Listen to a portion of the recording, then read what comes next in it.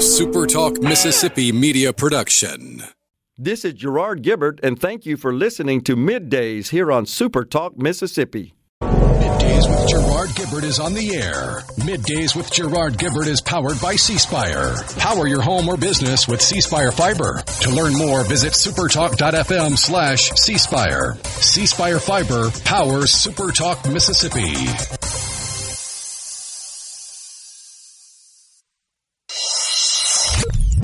Get ready to go beyond the headlines and join a meaningful conversation with people from around the state. You're listening to MidDays with Gerard Gibert here on SuperTalk Mississippi.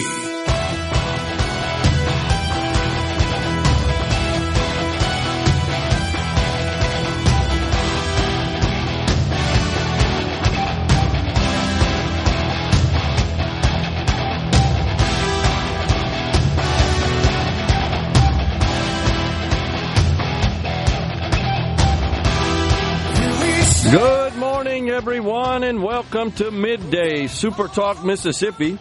I'm your host, Gerard Gibert, along with Rhino in the Element Wealth Studio, guiding you through the middle of your day with facts, fodder, and fine music on this Hump Day.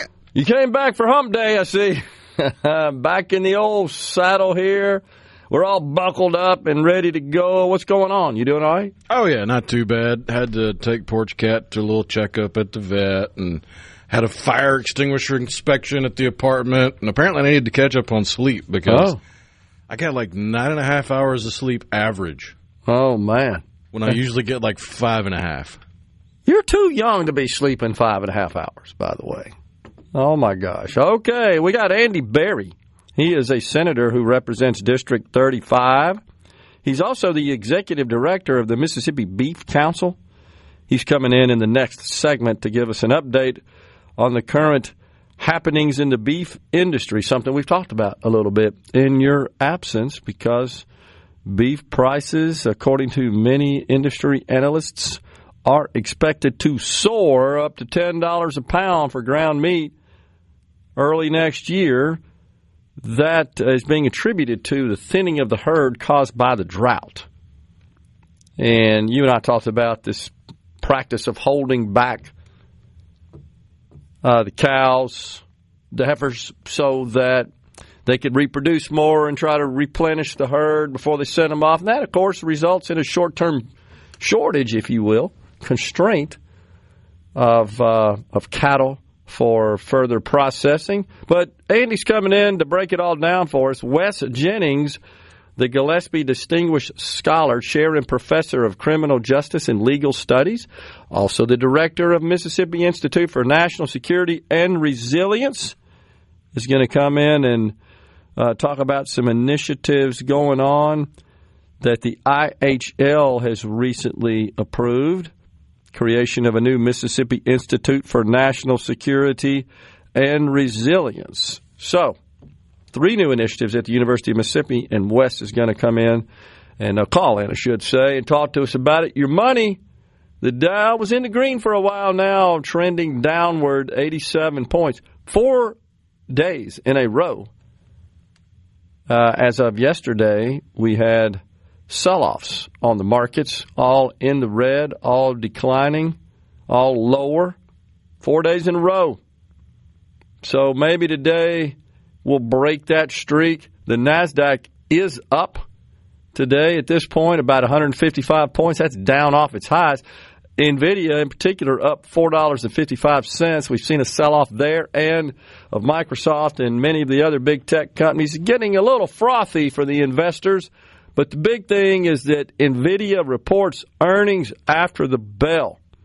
And we got to pay attention to that. I'll be all over it because if they come out and say, and I think all eyes will be on their guidance, as it always is. What does your future look like? I think they're going to post a good quarter.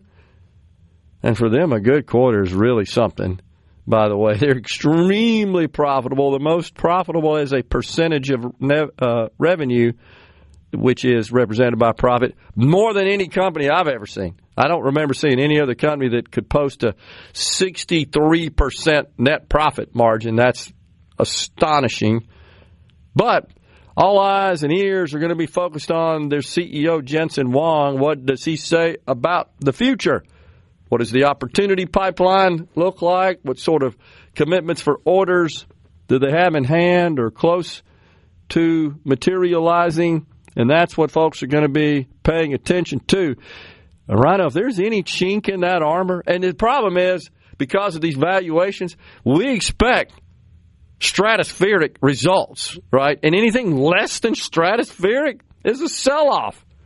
Oh, they only made $29 billion this quarter, and they're only going to make $27 next. Sell. It's insane.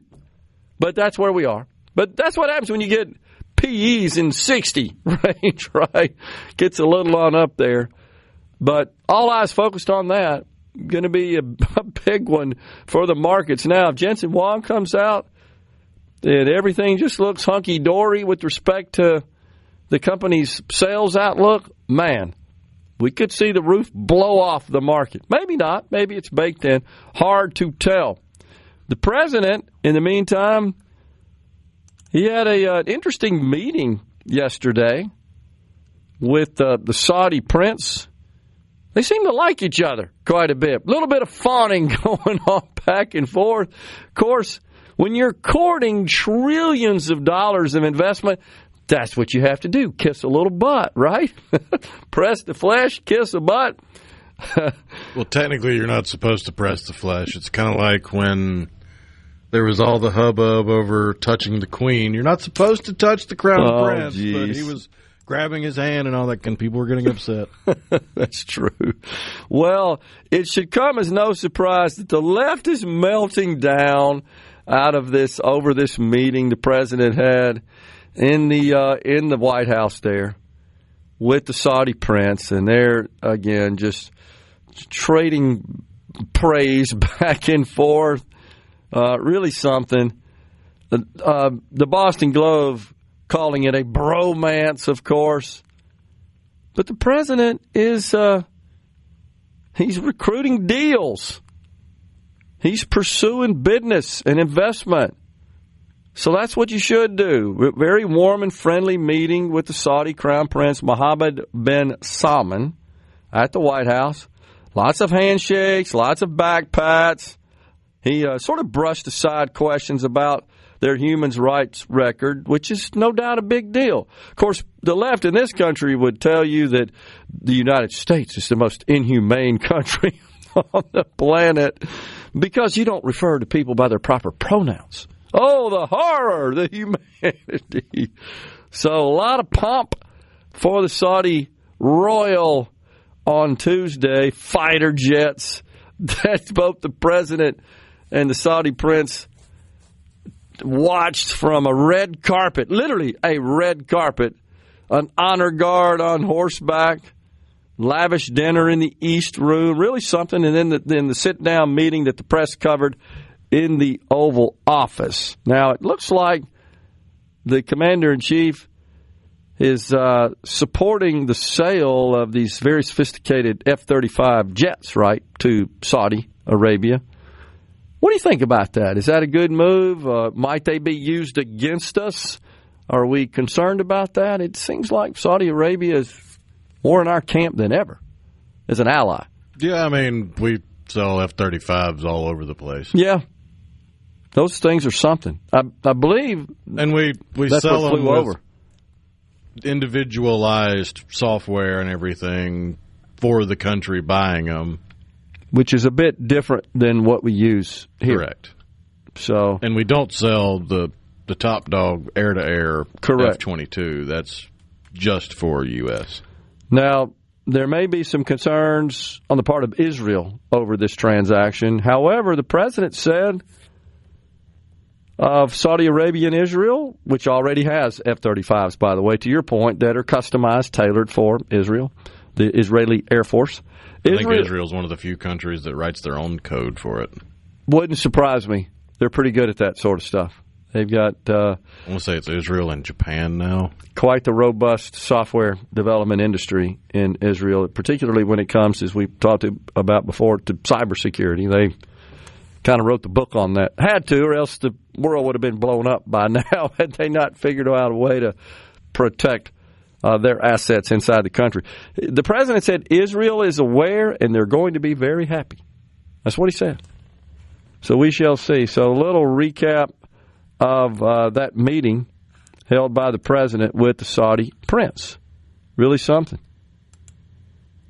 So you may have seen, we talk a lot about school choice on this program, and certainly our support of it. I don't think I'm speaking out of turn for Rhino in that respect. You've been very clear in that, in your position there. Well, the poll recently produced in the state of Mississippi indicates that 85% of the voters out there say, yeah, bring it on. Bring on school choice. I mean, if you were sitting in the legislature, wouldn't you want to sort of take a look at that, maybe?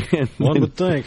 Use that as influence. Hey, look, this is what the people want. You may have some very vocal opponents, and that's part of the problem, is it always on a controversial issue, you got a small number of people that raise holy hell. And the people in favor just say yes on the polls. They just go do it. Do your job, right? All right, we're going to step aside for a break, just getting started here on Middays. When we come back, it's Andy Berry. He's a senator from District 35. Stay with us.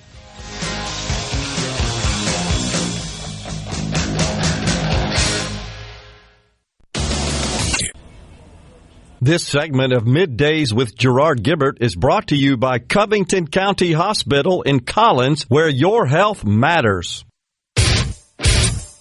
You're listening to Middays with Gerard Gibert, here on SuperTalk, Mississippi.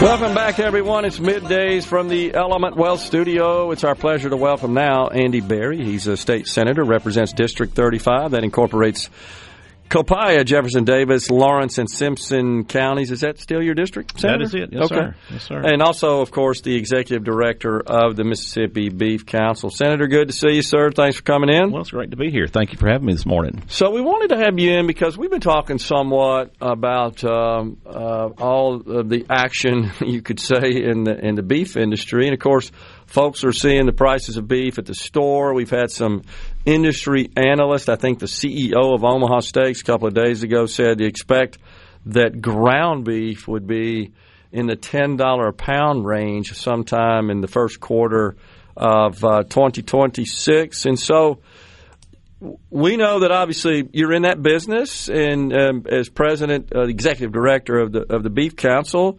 the folks that are in the cattle industry in the state of Mississippi are part of that organization. That you're talking to these people every day. You're dealing with this directly. We wanted to hear from someone who literally knows the scoop on this rather than us guessing.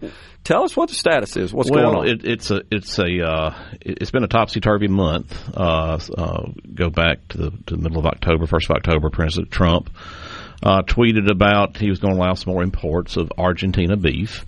And so that started kind of a whirlwind of focus on beef trade, beef tariffs, beef pricing, which results in cattle pricing. And so he made another tweet, and put out some more stuff. And so what that went up doing here in Mississippi is it took away some value of our cattle that we sell. But I was just sitting here looking when we was talking about beef, and I knew the current price of ground beef nationally is around $6 a pound. It's like $6.04 a pound nationally here in the United States.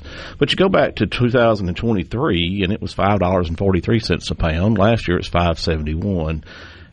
I read that same article you did from the Omaha Steaks guy. Yeah. And I just, I'm not going to say it's not going to get there, but I find that very hard to believe. You're going to almost double beef prices in a year's time. And, fundamentally, nothing's really changed over the last year in our markets. We're still importing beef. President Trump even lowered some tariffs last week on Friday. Some of the reciprocal tariffs he did. Right. You know, for example, Brazil was at a 50% tariff, and he took 10% reciprocal off of that. And so, you know, that's going to allow a little bit more beef to come in from other places to help offset what we're lacking in production. And that's what's important to remember.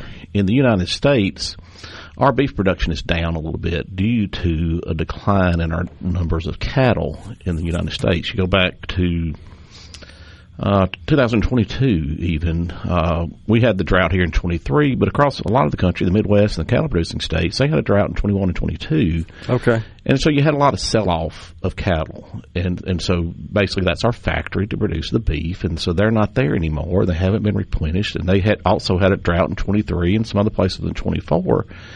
And, you know, a lot of these western states particularly, their grass doesn't rebound like it does here in Mississippi. And so it takes a little bit to get those ranges back in order to where they can handle cattle and where the producers can purchase cattle. You know, it's supply and demand curve. We have fewer cattle out there, so the price has gone up. And so even those that have sold out, they can't buy back necessarily on the same market they sold even 2 years ago. Okay. And so we've got just a glut in supply, and so that's why the whole import and tariff issue is a problem. I was looking at some numbers. You know, the United States produces about 27 billion pounds of beef every year. Now that's down a little bit because of the drought. It's been up around 30.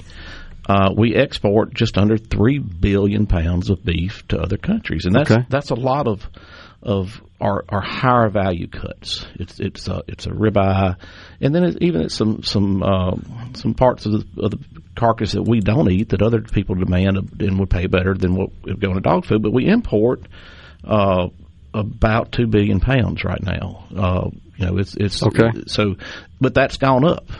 That's gone up since last year even, and it'll probably go up next year. And what the imports are primarily are what is called lean trim.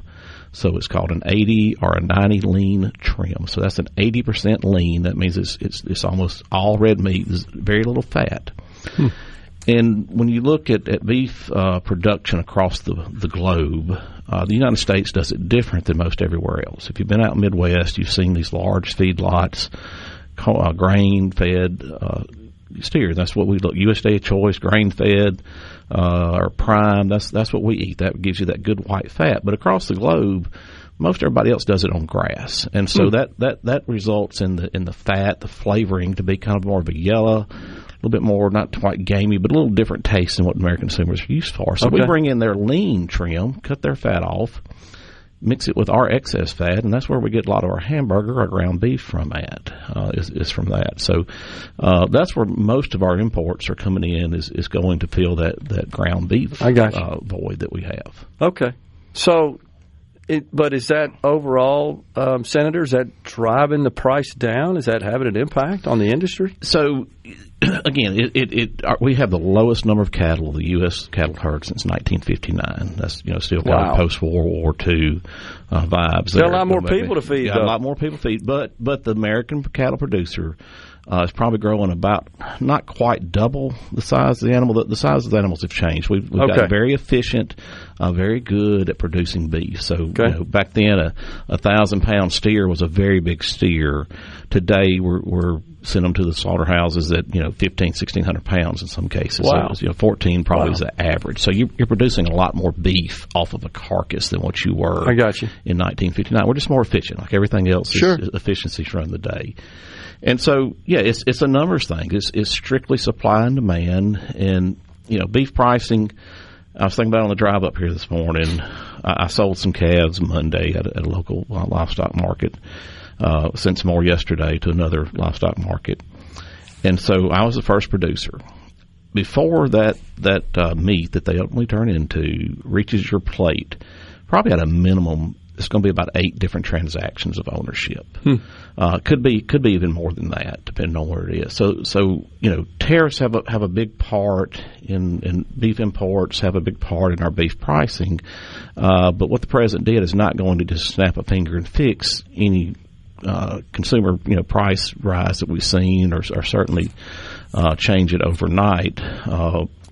Argentina, what he talked about, bringing in more beef from Argentina.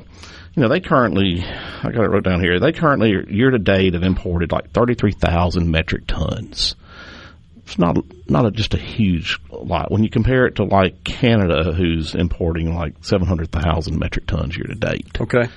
And so it's just not a lot of big movement when we started off with this Argentina thing to help the prices. Now, cattle producers are very sympathetic. They don't want people paying $10 a pound for it. I don't think anybody wants that. Yeah. But it is a supply and demand thing, and I think we've done a great job of meeting that demand with the supply we have, whether it be domestic reduction or bringing in some imports to mix in and fill that need.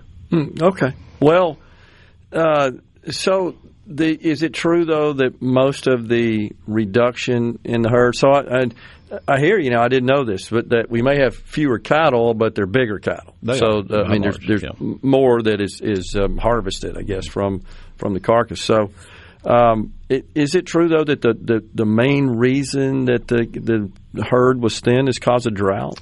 Primarily, yes. Okay. It's primarily. Now, there are some nuances in there. Okay. The age of our producer is much older than it was. I'm 51 years old, and I'm probably a younger producer in my neighborhood down there. By and large, we're older folks that produce cattle. So some folks have retired and moved out. Sure. The younger generation's not coming in.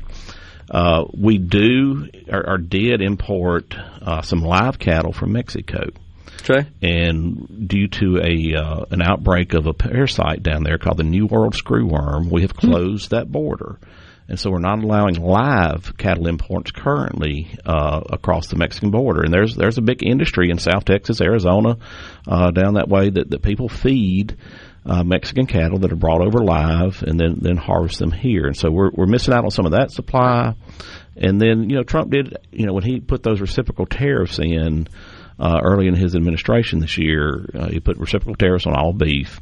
That's what he removed this past Friday, and that kind of slowed down the flow of imports as well. So you couple those things together with the drought over a couple of years, the Mexican border closed, the imports, and that's been that's raised beef prices, but it's also been a windfall for cattle producers who've been seeing some very good profitable times this year. We had somebody on our text line yesterday that is a cattle farmer that said the same. Said, yeah, we're making more than we have, but we're making up for 3 or 4 really bad years. Probably closer to 10 really bad years. Well, if you can hang around when we come back, I'd like for you to explain just the supply chain, the ecosystem, to understand how it starts on the farm and ends up on the table. We can walk it right through there. That's not a problem. We're coming right back with Senator Andy Berry. He's also the executive director of the Mississippi Cattle Association. Stay with us. Red alert. You're listening to Middays with Gerard here on SuperTalk, Mississippi.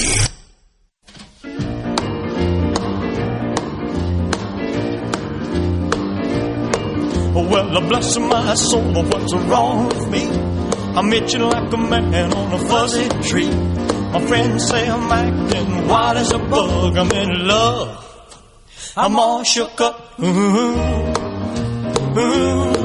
Yeah. Well, my hands are shaky and my knees are weak. I can't seem to stand on my own 2 feet. Welcome back, everyone. It's Middays from the Element Wealth Studios, SuperTalk, Mississippi. We're visiting with Senator Andy Berry. He's also the executive director of the Mississippi Beef Council. So before we went to break, Senator was asking if you could just explain the supply chain, if you will, how it goes from the farm, the product, to our plate. And I understand it could take different routes, but break that down for us a little bit. I'll give you kind of the short, most basic version that can happen. So I'm a cow-calf producer. I have cows. I have a bull. Ideally they produce a calf every year, and so I'm gonna have that cow and calf, and the mama's gonna raise the calf till about 500-600 pounds.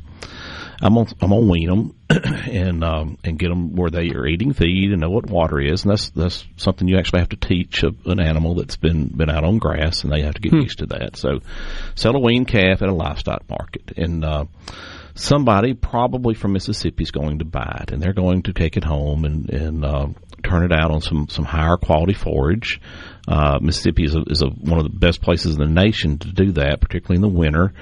And so they'll keep that animal, another 3-4 months probably, maybe a little bit longer till it reaches 700-800 pounds. Okay. They're going to put it on one of these big 18-wheelers that you see riding up down the road, and they're going to either, one, sell it to someone that's going to feed it in a feed yard, or they're going to do it themselves kind of on a consignment basis of where they pay the cost for that. Okay. So you're at 3 steps right there, and then at some point in time it's going to go to the harvest floor, the packing house, and so that's number 4. The packer's going to buy it. So the packers will then probably either further fabricate it themselves, or all or part of that carcass, and some of it they'll sell off to some other fabricator where they'll cut steaks, or they'll grind it into hamburgers. So you're at 5 there, and there could be another selling that thing. But anyway, either the packer or the fabricator will then they'll either sell it to a major retailer, like some of our big grocery stores, and so you're at 6, or they'll sell it to a food service company, like a U.S. Foods or a PFG or any of the other ones that are out there. I can't remember all the Cisco, someplace like that.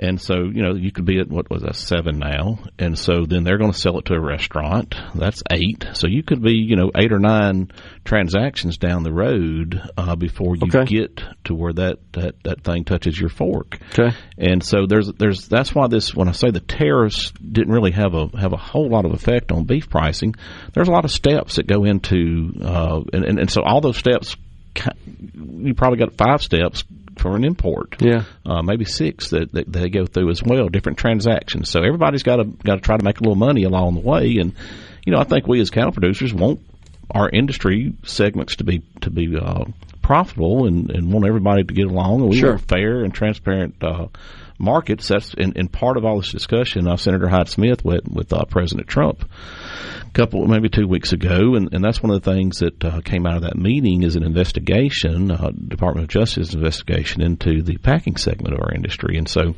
all that we want, and I think all that the senator wants is to make sure that we have fair, transparent, and competitive markets for how our beef kind of goes through. Everything's got to funnel through that packing segment. At some point in time, you've got to go through that packing segment, and then it kind of starts out broad, and it narrows down, then it goes that broad again after it funnels through the packing. So that's kind of a major key holder there in our segment. So we got to make sure that they're operating in a fair and transparent manner. Well, yeah, you're exactly right. And the president actually went to his Truth Social platform, and he didn't state that he was alleging that they're engaged in collusion and price fixing and price manipulation.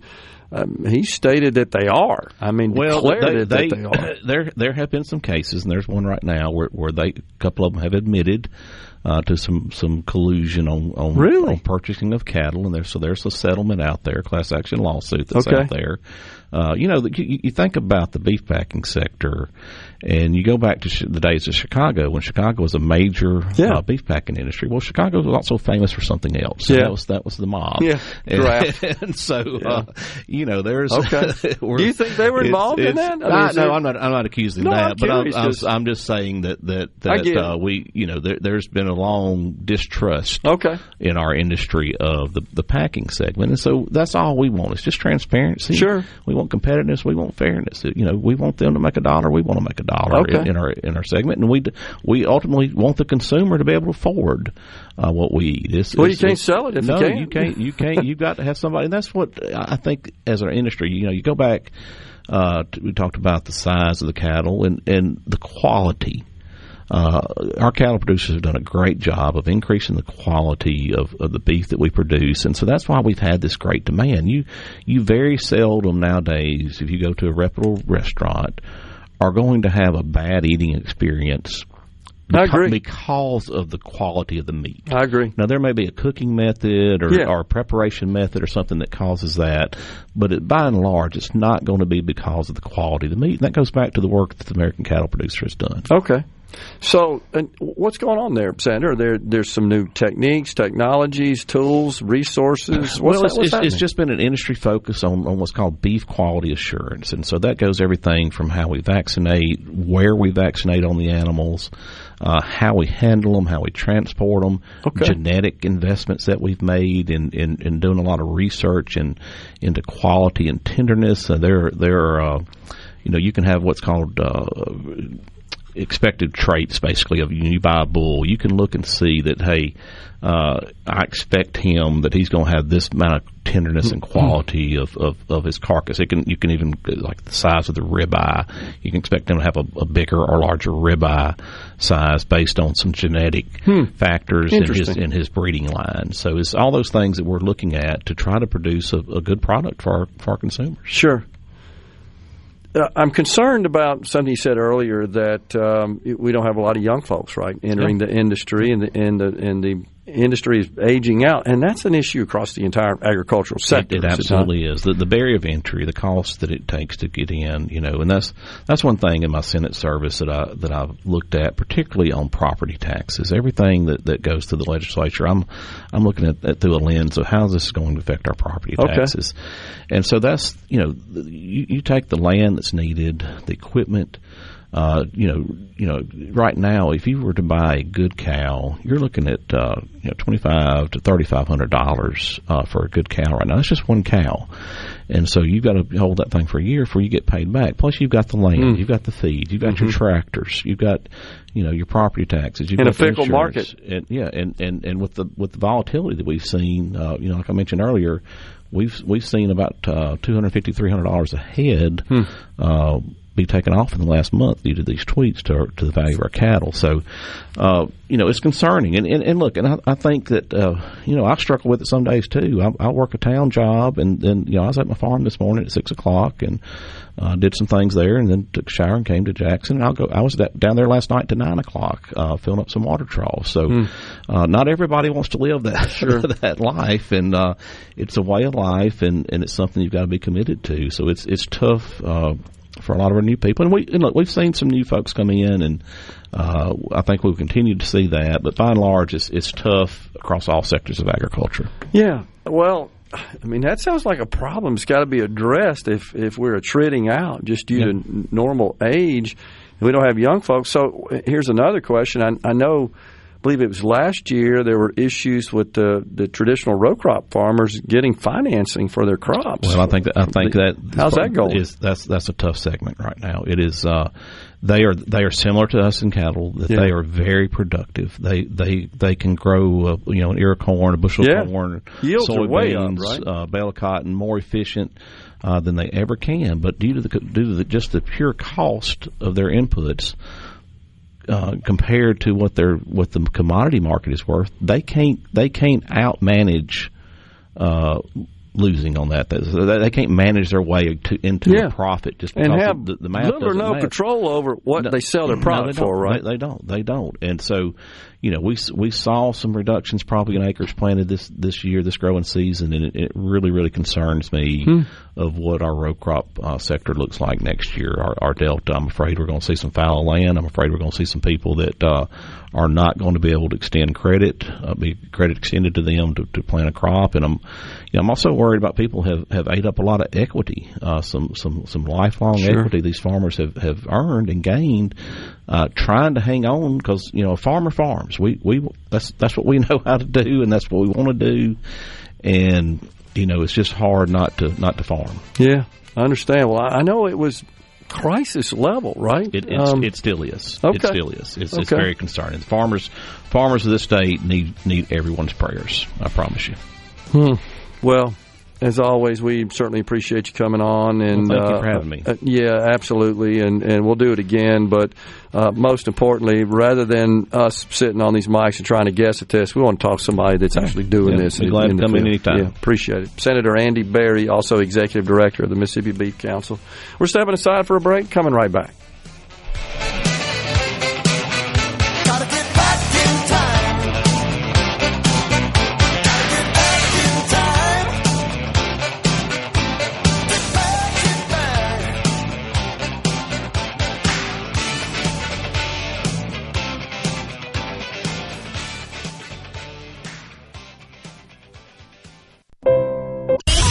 Middays with Gerard Gibert. Let's do this.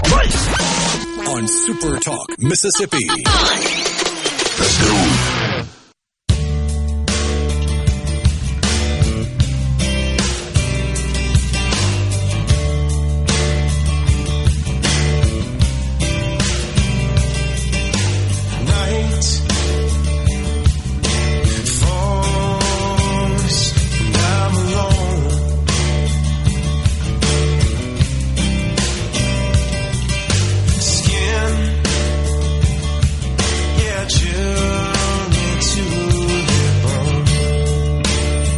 Welcome back, everyone. It's Middays from the Element Wealth Studio. Really appreciate their Rhino Senator Andy Berry for coming in. I mean, you can't get a better subject matter expert than him. Being in the industry, dealing with this every day, and, of course, having discussions and communicating with others in the industry. And then, of course, Executive Director of the Beef Council. So I really appreciate his insight and his perspective because it is something that folks are noticing, certainly in the grocery store. And I don't know how much stock to put in it, but when you get the CEO of a major producer of beef, retail beef product in this country, that being Omaha Steak, said, hey, look, get ready for $10 a pound. I don't know if that's the case or not. And he did, give what sounded like a reasonable explanation for why that may be the case. But it gets your attention at a minimum. Now, it's the ultimate subjected product to market dynamics. I think that's the other piece that's not understood. And if there is some sort of collusion going on amongst these processors, yeah, I hope they blow the lid off of that, and they should pay the price for it. That's illegal in this country, as it should be. I'm always astonished at that because in my industry, hugely competitive, we couldn't stand each other, literally. And we wouldn't dream of anything like that. We're so competitive. Now, the difference is we're all lobbying for the same business, whereas this is you're just at the whim of these buyers, and they're buying from everybody. You're going to sell it. It's just a matter of what you're going to sell it for. When you got a highly competitive industry like ours was, this project-based business, they're going to buy it as well, but it's who from, not everybody. Which one of us is going to win and be happy, and the others are all going to be sad and cry. And you got to pick yourself up and keep going after the next one. So it's a little different ecosystem because it's a traded commodity is why. It's not like the processors thinking, well, I wonder if I'm going to buy some cattle this month. No, they're buying it every day because that's their business. And so that kind of opens the door, is what I'm saying here, for perhaps some. And it doesn't even, that's what's so hard about proving collusion, like conspiracy. Same deal. It doesn't have to be direct. It's not like, hey, we're going to sell it for this or buy it from that. How about you? That kind of deal. You just kind of know. And then they make adjustments accordingly. And in that world, when it's four, it ain't hard to figure out what the other three are doing. I'm not sure what the solution is, honestly. I don't want more government involved because, my gosh, it'd be $15 a pound beef before it's all over with. We've got to do something, no doubt. If at a minimum, just shining the light on it and letting them know, we're watching you. We're watching you and tracking that. And then, of course, as you know, if government comes in and lays down the hammer, then they have to spend a whole bunch of money dealing with that, and they may drill a dry hole, and then that gets passed on to us. It's a complicated problem.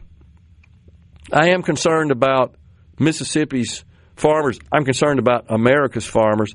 This has been building up for a while, and heck, you remember, was it the 24th session when I think we had the lieutenant governor on, and that was like his top priority a couple of days into the session because he was getting really just blown up by the farmers who were saying, hey, look, the banks are wilting on us. We can't get loans. And I'm not sure how that ultimately got resolved. I talked to some legislators at that are part of the Agriculture Committee, and I know they were working on it.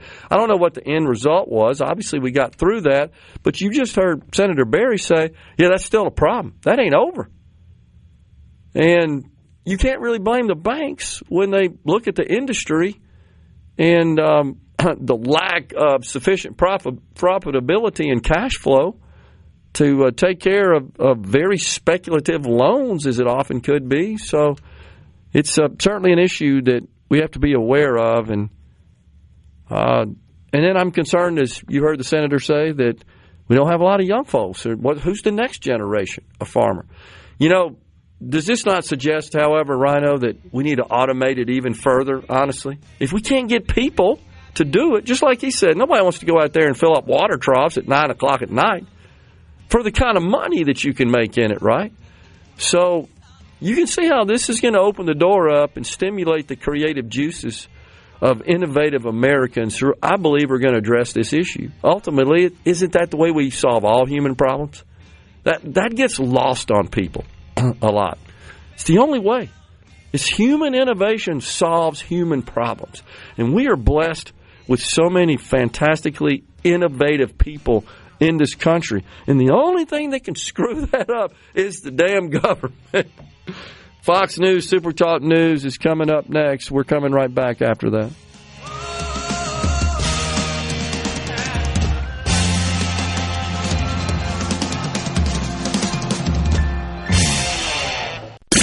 Of MidDays with Gerard Gibert is brought to you by the Mississippi Business Journal. Visit msbusinessjournal.com. Scott Coopwood, publisher and president.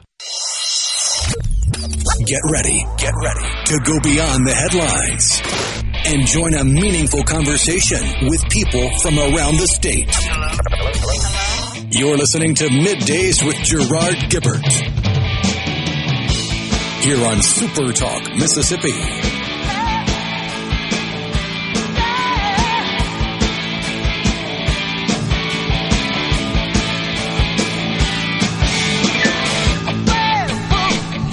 Welcome back, everyone. It's hour 2 of MidDays. We're coming at you live from the Element Wealth studio on this Hump Day. It's our pleasure to welcome now Wes Jennings, a Gillespie Distinguished Scholar, Chair and Professor of Criminal Justice and Legal Studies, also the Director of the Mississippi Institute for National Security and Resilience, Co-Director, National Center for Narrative Intelligence. That's a long title there, Wes, but we appreciate you coming on, man. No, thank you so much. Good morning, Gerard. How are you? I appreciate having the opportunity to engage with you and the listeners on this new latest development and topic. Absolutely. So the institutions of higher learning have recently approved the creation of a new Mississippi Institute for National Security and Resilience and a couple of other organizations, all related to securing the nation and its various assets. Talk to us about that. Yeah, so basically, typically centers or institutes at most universities, you know, there's many of them naturally. Some of them have narrow focuses. Some of them have overlapping, focuses and interests.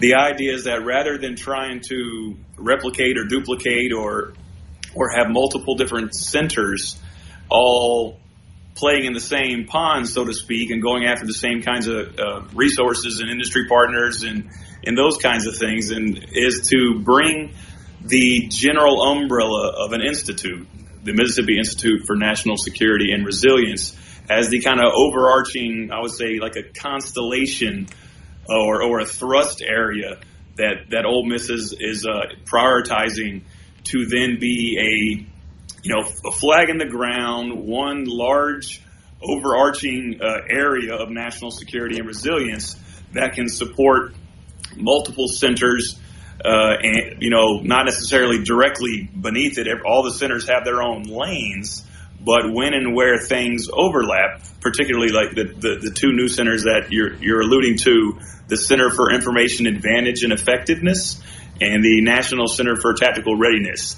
Those two centers are absolutely, obviously aligned with areas related to national security. So the idea is the Institute can serve as a partner with those centers and other faculty and staff that are doing research in these areas to organize convenings for trainings. So rather than all of these different units trying to have their own individual meetings or convenings where they're bringing in, workforce development, industry partners, government officials, military, first responders, including law enforcement, EMS for these kinds of trainings on resilience, whether it be physical preparedness or mental preparedness.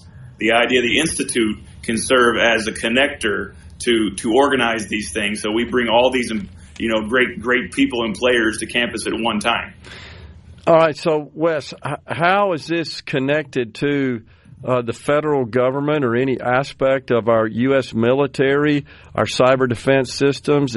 Are these organizations in some way commissioned by that level in our country? How does this fit in?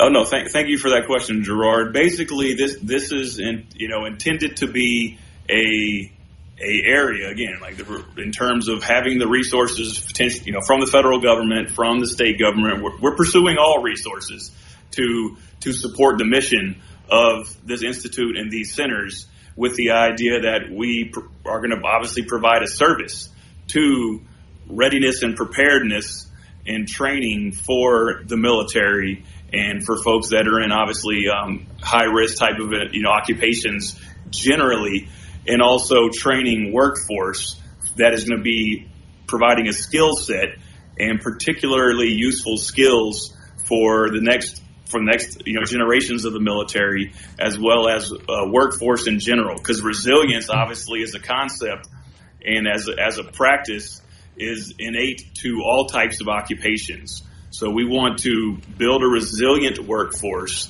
that would only further enhance our national security interests generally, and to further insulate, the United States from external actors that have, foreign malign influence. Yeah. Okay. I get it. So, I've always felt, Wes, that should there be a next global type of conflict, and I pray that never happens, that it would be fought in cyberspace, not on a battlefield with traditional weapons, that you could do way more harm to your enemy with cyber attacks, honestly, than you could with attacks from airplanes and boats and bombs. No, I completely agree. Yeah, the style of warfare, right, has changed drastically, and with the proliferation of technology and AI and all of those things, we have a different front in the war. And yes, to your point, certainly hope none of those conflicts arise. But the point of it is, we don't want to be sitting on the sidelines and just obviously hoping that those don't occur. We want to upskill, build a resilient current workforce and military, obviously, and then build the coming generations to be resilient, target harden the things in our industry, give people the trainings like you're mentioning in cybersecurity and cyber intelligence, so we can continue to be competitive and not be surprised by other foreign malign actors who are literally doing this on the other side, as we speak. They're not sitting on the sidelines either. Right. We need to not only just, try to keep up, on the same level of those individuals, those actors in places. We need to be passing them. We need to be the leaders in tightening up our security interests and building the most resilient bubble, figuratively speaking, over our country, so we can be the most protected for potential future, issues. So what sort of human capital, Wes, will these three organizations need? Where do you stand on the organizational structure today? Yeah, we just launched the Institute and these two centers. As you mentioned, IHL approval occurred on October the 16th. So we're about a month in on the build out. We have, including myself, obviously, as you mentioned, the director of the Institute. We have a director in place, Dr. Andrea Hickerson, for the Center for Information Advantage and Effectiveness. And we have a director in place, Dr. Chip Wade, for the National Center for Tactical Readiness. Each of those units are building out their organizational chart, right? Adding people and players to that. And then from that, it will just begin to grow in terms of staffing and including, graduate students, obviously engaging faculty and researchers at Ole Miss and at other universities, engaging with those areas. The idea that we're going to have affiliates of the Institute and Center that have different research lanes or educational or training lanes, so we can just scale out the ability for us to have our footprint expanded across the country. Again, we're about gathering the resources, right? Putting our arms around all the people with great ideas and doing the great work in this area and coming together rather than doing a one-off only for this jurisdiction or that jurisdiction. Yeah, we're naturally focused on our state first. Okay. And that will be the primary focus, and then we'll grow out and from there. Yeah, it's got to be a coordinated effort, as you know. Otherwise, it fails, and we just pursue different tangents and paths, and don't really adequately address the issue and the concerns. But it is a matter of economic and national security.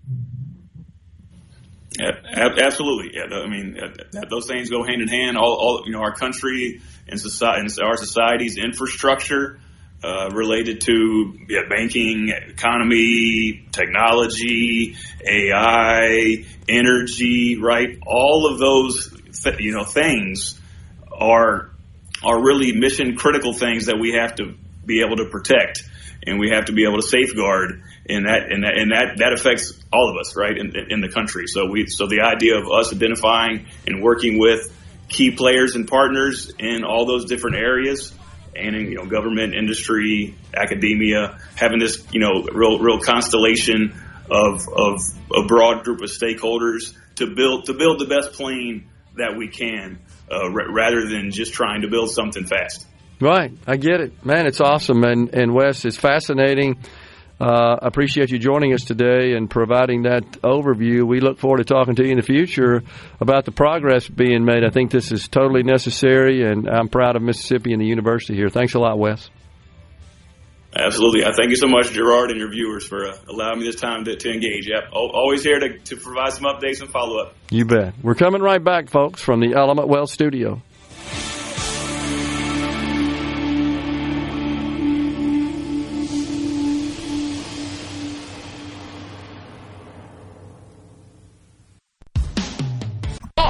Middays with Gerard Gibert. It is on SuperTalk, Mississippi.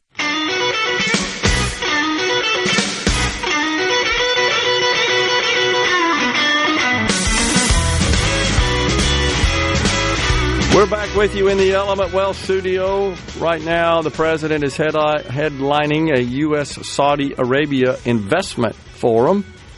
Elon Musk is there, Jensen Huang, Mike Wirth from Chevron, Cristiano Amon from Qualcomm, Chuck Robbins, I've met him before. He's the Cisco CEO, Cisco Systems.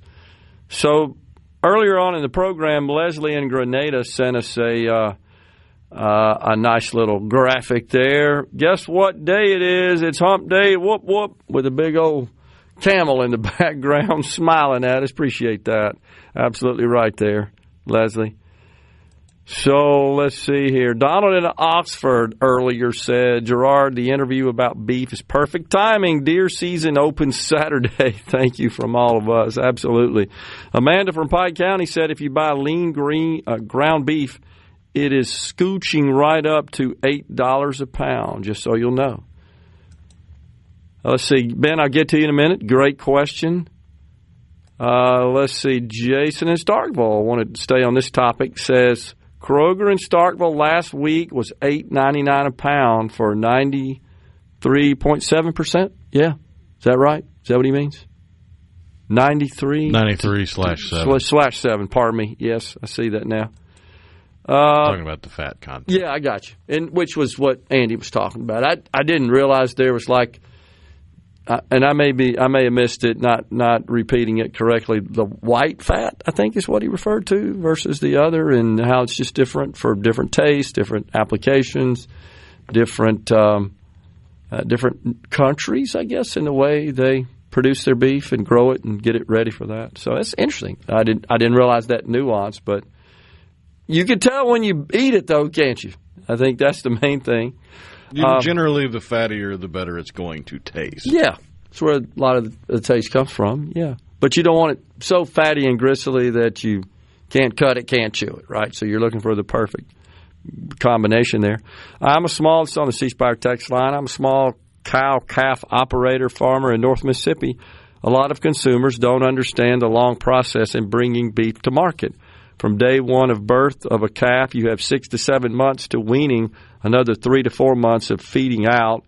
Take the local sale barn, another 16 to 18 weeks at feedlot, and factor in aging process at slaughterhouse.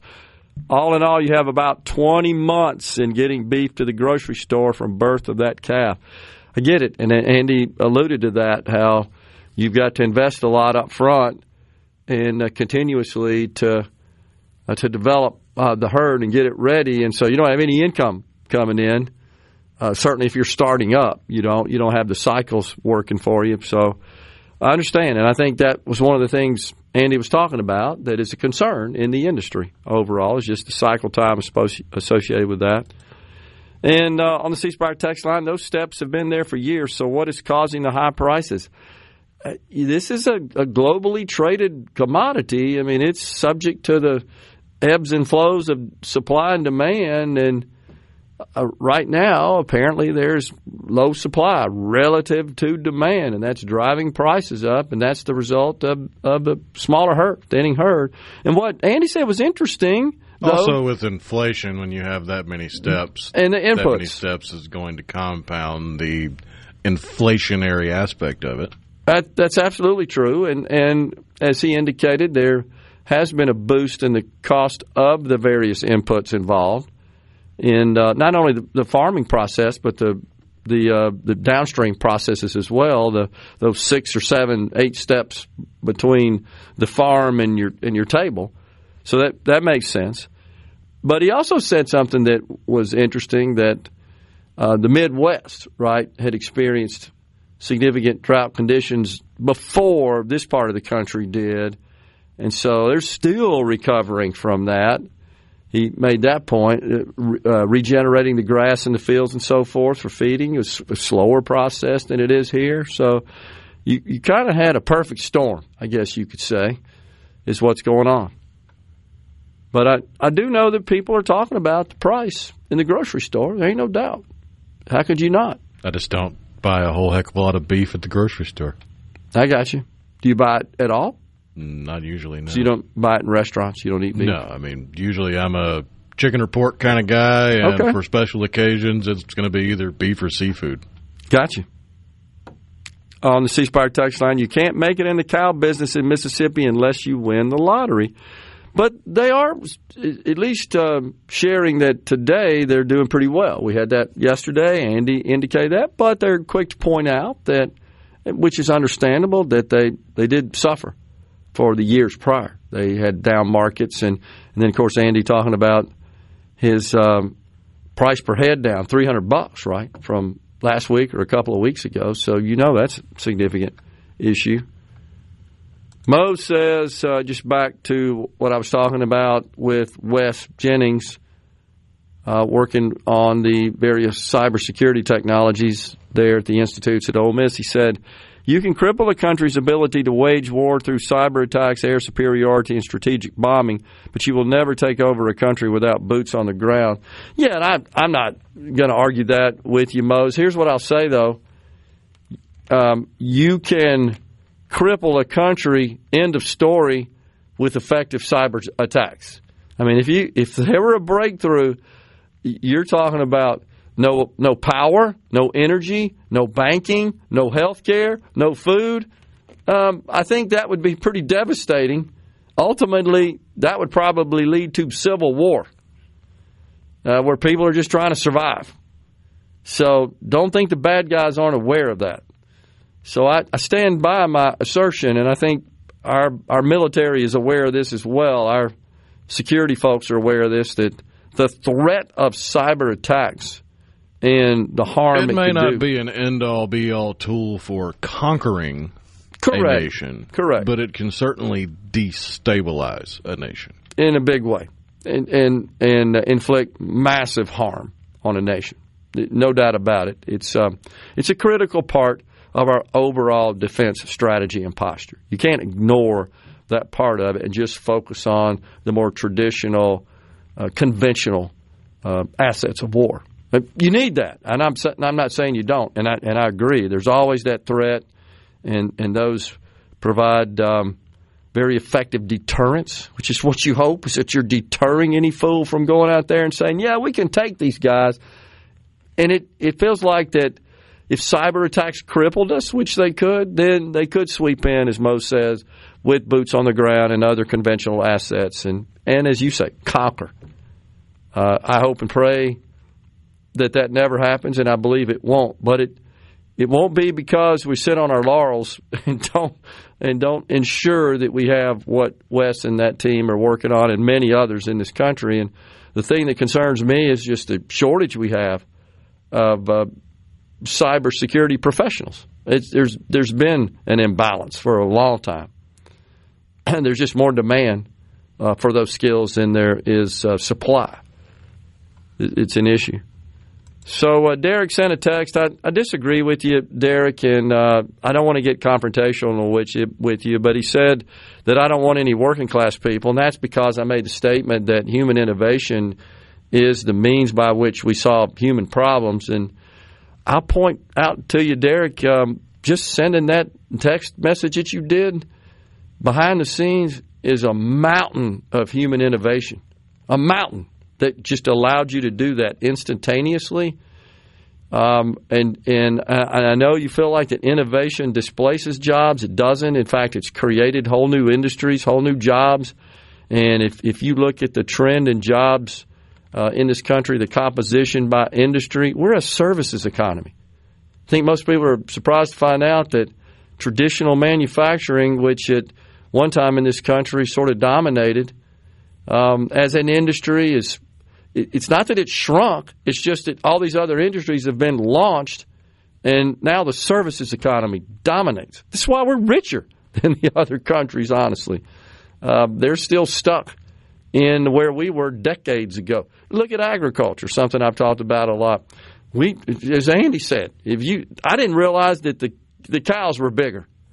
Well, isn't that not the equivalent of creating greater yields in row crops? Similar, right? Similar concept. Well, that's a function of human innovation. They've learned a lot, and they apply that knowledge. That's innovation. I think a lot of people confuse that with computers and technology. It's not. When we figured out how to build a wheel to get around, that's human innovation. And that's all I'm saying is that when Andy was saying, yeah, we're not replacing our aging farmers, all I'm saying is we got to eat. And of course, there are lots of other applications for agriculture. We're going to figure out how to solve that problem with human innovation. I believe God expects us to use those God-given intellectual and physical talents to produce value for society. That's what He demands of us. And not doing that is a waste of the talent He gave us. He expects us to solve problems, make life better for human beings, and that comes from human innovation. We're stepping aside for a break. Coming right back. Stay with us.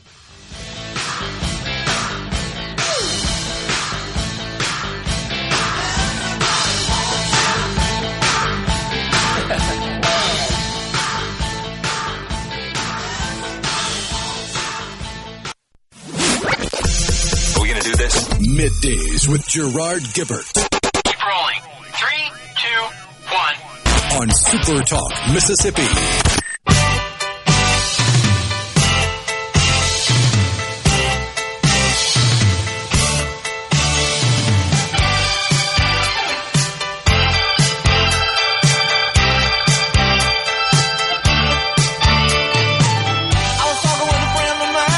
Welcome back, everyone. Middays.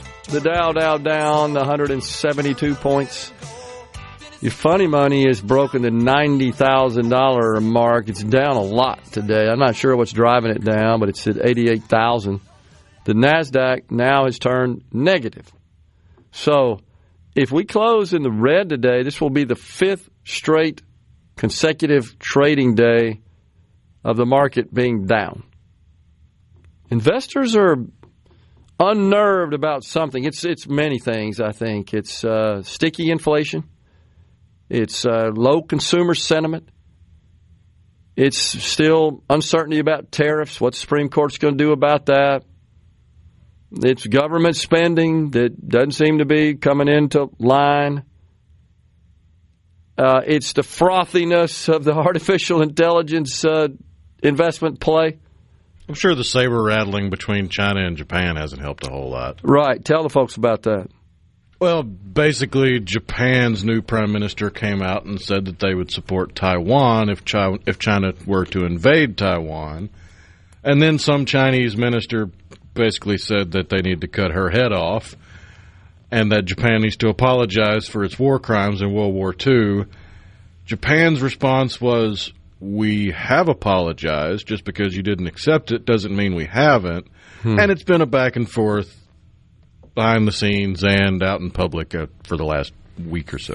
Oh, man. Yeah, any kind of instability abroad, of course, always factors into the algorithms. Also, the 10-year, it's up today. It's 4.1%, so that's not good for borrowing money.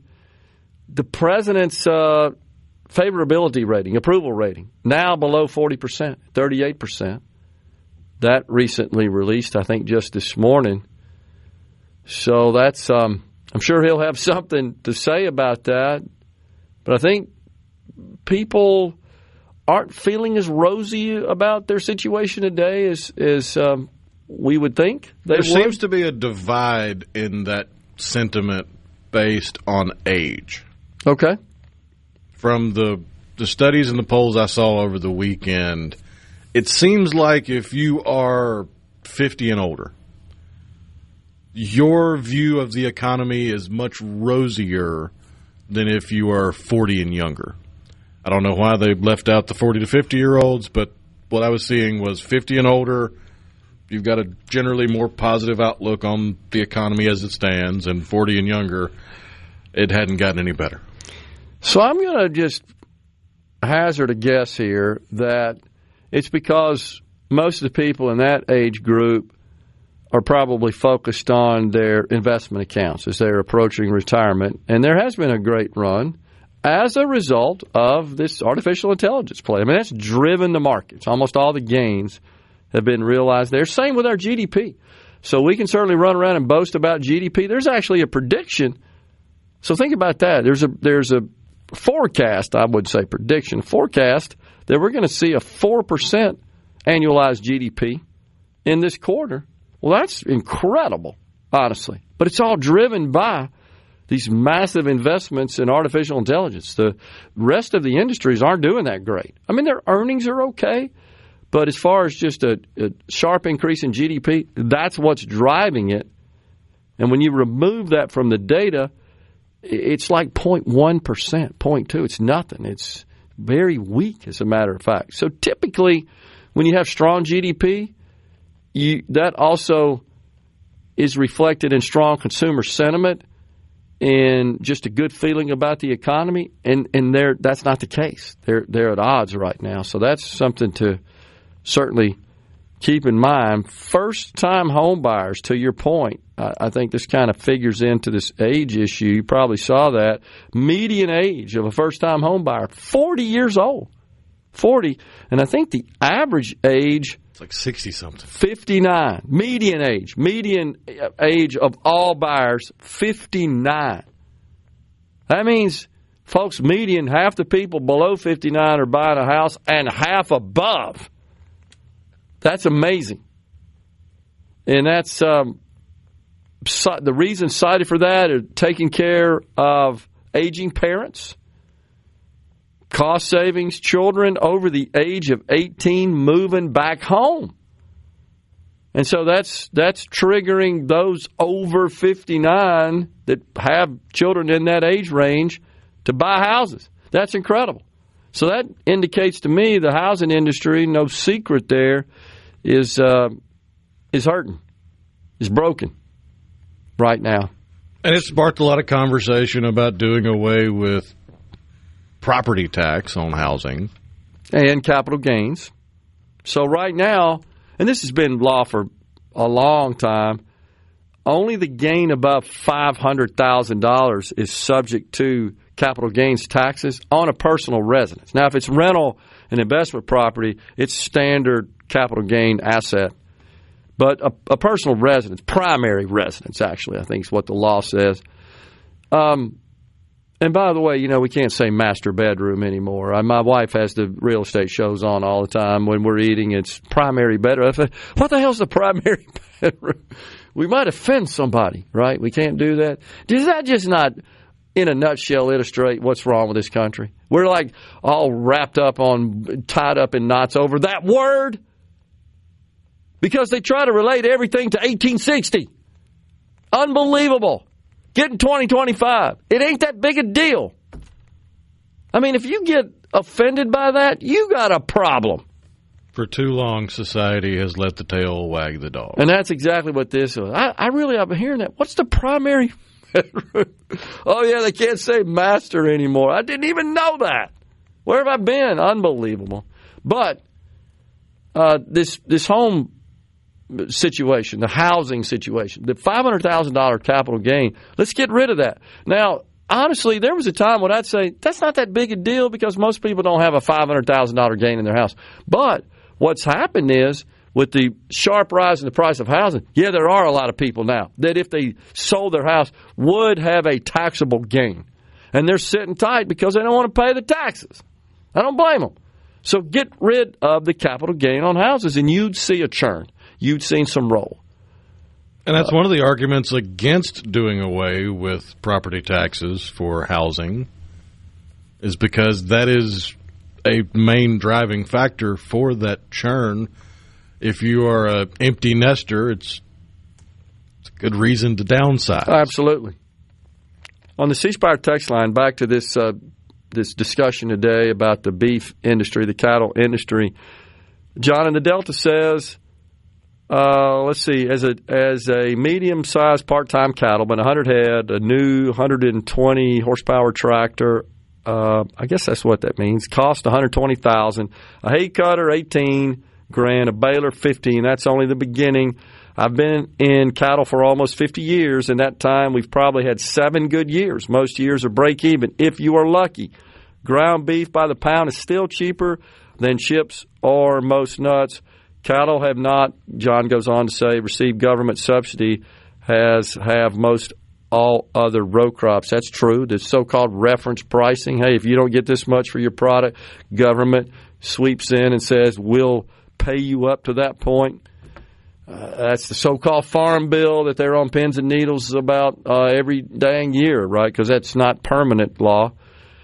So I will say this, John, I hear you. Ground beef by the pound, still cheaper than chips or most nuts. And of course, as we were talking, pork and chicken as well. But that doesn't mean people will buy it. I mean, I don't – if you could promote it, that say, hey, look, guys, you can still get cheap for – I don't know that sends people to the stores. Wow, this $10 a pound ground beef's a good deal because – no disrespect, John, I just don't think that's a sellable line. People are just conscious, of what stuff costs, and you get to a point in the elasticity of demand, as economists call it, that, okay, you're beyond my point. Gas, for example, is largely elastic in that even though they keep raising the price, we still use the same much. But you get to a point where people say, okay, that's it. I'm going to figure out a way to avoid buying as much gas. Take fewer vacations. I don't know, carpool, you're just more efficient in scheduling your travel and all that sort of stuff. That's when you cross that line and you break out of that flat, no matter what the supply and the price is, the price actually, the demand, it's a relationship between demand and price. So I hear you, and it's a problem that needs to be addressed.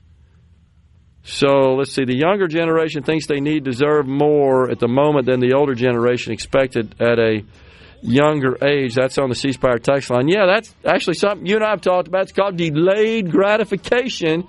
And the left wingnuts in this country, the radical wackos, have decided that in fact, is something that was imported from white European colonists, right? That is an element of white supremacy that you wait, that you have to work and earn your way up the economic ladder. We can't do that. I got to have it today.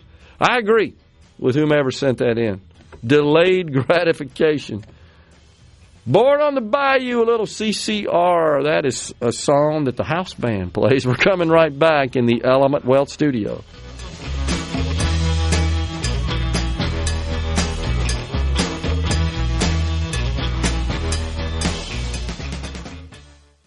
Polyumpa, Mississippi. Middays with Gerard Gibert. What? This is so awesome. On SuperTalk, Mississippi.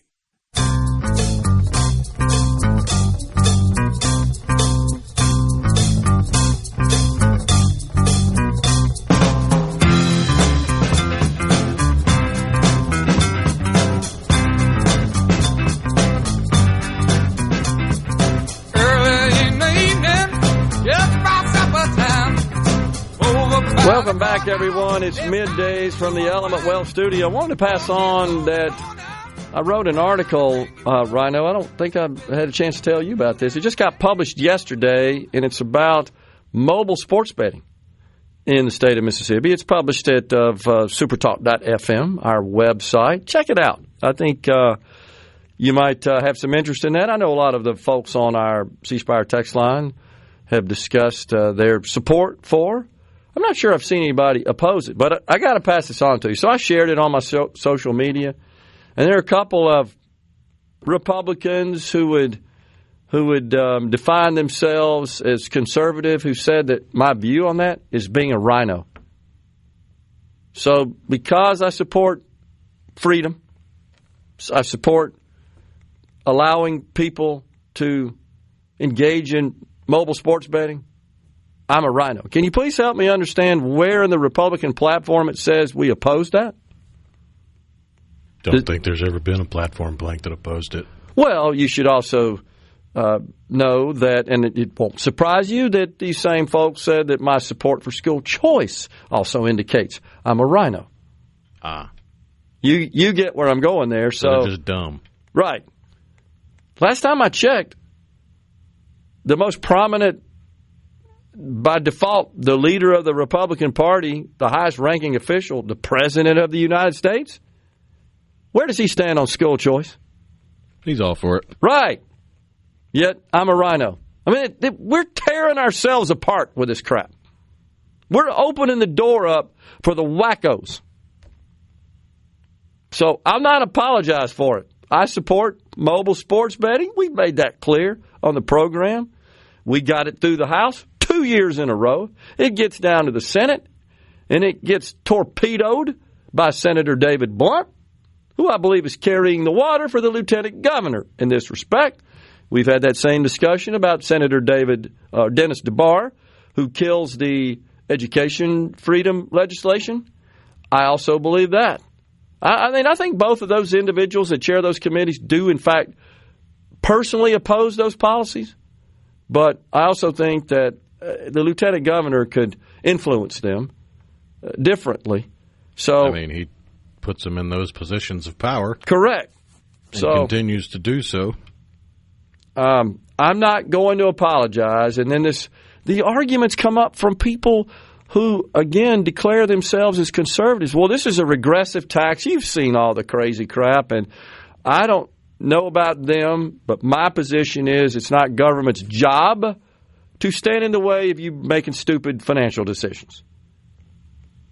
And if you think that the lottery and casino gaming and mobile sports betting are the only things out there to consume money where it should be used in cases in households where, hey, you hadn't fed your kids yet, think again There's plenty of garbage they're spending their money on. It doesn't change that situation.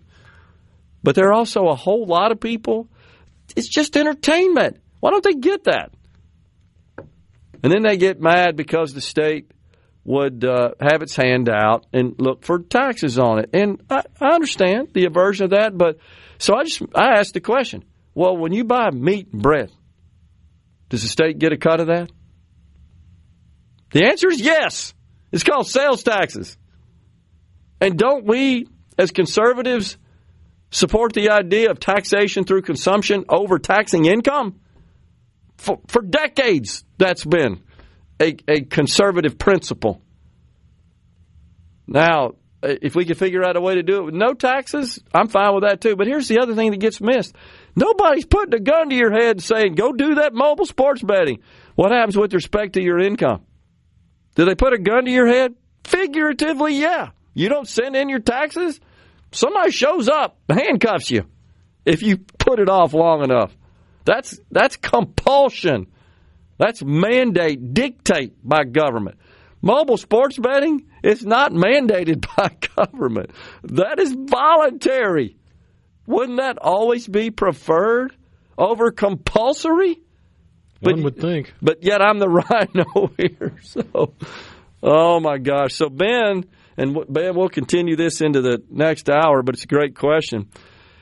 He says, can you give your take on the myth that public-to-public portability, talking about school choice, will result in property values plummeting? I've heard this around Madison. I have too, Ben. Sounds like it's primarily coming from our mayor and Representative Jill Ford. I've heard it from a lot of people, so I can't just pin it on them. And I don't know that I've heard them explicitly state that. I'll take your word for it. Heard similar things from Rankin County as well. Yeah, and the theory is that by allowing portability, Ben, that there would be an influx of students into those schools, which are A-graded, and that the students would not perform well in the classroom, and that would drive down the grading of the schools, and thus that would have a negative impact on the property values. Now, there's no evidence that happens whatsoever in school choice, and I think that also assumes there would be this massive influx, which ain't going to happen. More on that after Fox News and SuperTalk News.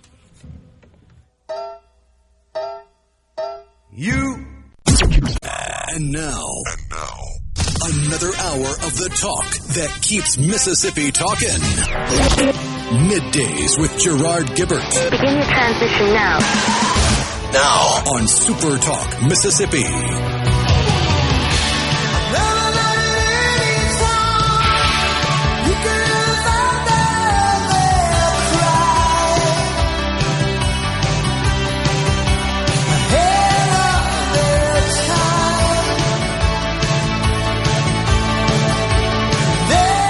Welcome back, everyone. It is Middays. We are live in the Element Wealth studio on this Hump Day. And yeah, so I just got a notification. See if I got this right. Randy, I don't remember this. Did they have this spelled right? Randy Jones? Yeah, San Diego Padres pitcher. Just died at age 75. I remember him pitching. He's a left-hander, had a big old fro, as I recall. That's back when the Padres wore those multicolored uniforms, right? 75. I remember him in his day. He was big time. Cy Young Award winner. Just got notification. Sad to hear that. So, Ben, back to your question. I think I hopefully answered the question about the property values. That's one, as you know, Rhino, of the litany of objections that they put out. And it falls apart the second you apply even a tiny little modicum of logic. Right. So, because the argument is, well, if you allow for public-to-public transfers, then the value of the education is going to go down. Therefore, the value of the properties are going to go down because property value is propped up by the good education system. Yeah. What they don't realize is that 7 kids moving to a school because their parents think they would be better benefited by going to that school. Right. Means you have 7 families at least passively looking at purchasing a home in the area. And what happens when more people are looking for housing with the same number of houses? Agree. The price stays the same or it goes up?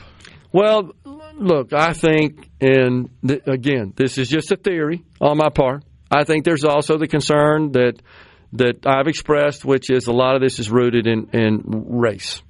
And there's a concern that, well, if we sort of import, if you will, or receive new students to transfer that are black and enter the schools, then that maybe would drive down property values because people with higher incomes that would be thinking about moving into the area and they look at the schools and they look at the racial composition may have a problem. I don't think that's a problem, honestly. I think that's just another one of the litany of excuses. And Ben wanted to say he hasn't heard the mayor, Mary Hawkins Butler, or Representative Jill Ford say that directly as well. So he wanted to clarify that. And because I said I haven't heard him say that. I do know that they oppose school choice. I don't think we're talking out of school, no pun intended there. And that's fine because they believe that that's, in their research, that's the way their constituents feel, that they oppose, which I do think is largely. So I don't fault them for, I guess, representing the wishes of their constituents in that respect. But I also know this, right? Sometimes you're elected, you got to be an independent thinker. I mean, there's a time and a place, and yeah, you got to do what your constituents want, no doubt. And they'll let you know if they're unhappy with it at the ballot box. That's the way it works. But there are some cases I think you got to think beyond that and look at what is in the best interest of not only your community, your district, but the overall state as well. And I believe this is good policy and would be good policy for the state. But what we know in looking at the other states is that the fear-mongering and again, this long list of objections that they tend to promote is just wrong and just doesn't align with reality and fact experienced in the other states. The property value is just one of those that comes up. There's a bunch of others. But a recent poll conducted by the Terrence Group. This was conducted during the week of October 27th through the 30th, just a little less than a month ago, and asked a bunch of very direct questions concerning education freedom. 86% support parents, not government, choosing the best school for their child. 58% strongly. 75% support education savings accounts for all families. No income caps. No district restrictions. 79% are more likely to vote for legislators who expand ESA statewide and universally. 78% agree that when funding follows the child, schools become more accountable. Amen to that. 77% support letting dissatisfied families switch schools and take their funding with them. And then also 66% say President Trump's strong support for universal school choice makes them more supportive.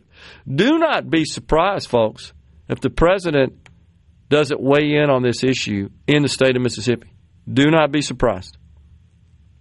And this is something that I certainly am aligned with the president on, is his strong belief. And in the meantime, during the interim, you've probably seen the news that the Department of Education is being slowly but surely deconstructed. Isn't that one of the favorite words of the decolonized, deconstructed, which is a good thing, and sending more of that responsibility to the states, which is where it should lie. So that's a good thing. The president making good on his promise there. I applaud him for that, support him in that regard. I think it's good stuff. Meanwhile, I got to share this one real quick. Oh, geez. Over there in Australia, a pair of academics, and they're smarter than everybody else, right? From Deakin University, that's Deakin, they say parents should seek consent from their babies before changing their diapers. That's what these nutcases say. So they wrote in a publication known as The Conversation. Catherine Bussey, she, her pronouns, and Nicole Downs say, quote, parents should not wait until kids are teenagers to talk to them about appropriate touching or how everyone has the right to say what happens to their body. A baby I'm in a guessing crib? These broads aren't real big on hugging. I guess so. They say at the start of a diaper change, ensure your child knows what is happening. Get down to their level and say, you need by the way, in Australia, they refer to it as a nappy change. And then pause so they can take this in. Then you can say, do you want to crawl with me to the change table, or would you prefer that I carry you? These are loons, and they're in academia. So we have to respect what they say. They're smarter. They can't find anything else to do with their pathetic skill set. That's just incredible. So Ben, I can tell you this. I don't think that the speaker would be upset if I shared this just in private conversation. He says, look, a bill is going to go to the Senate. He's proclaiming that would implement universal school choice. Now, we couldn't get that last year out of the House.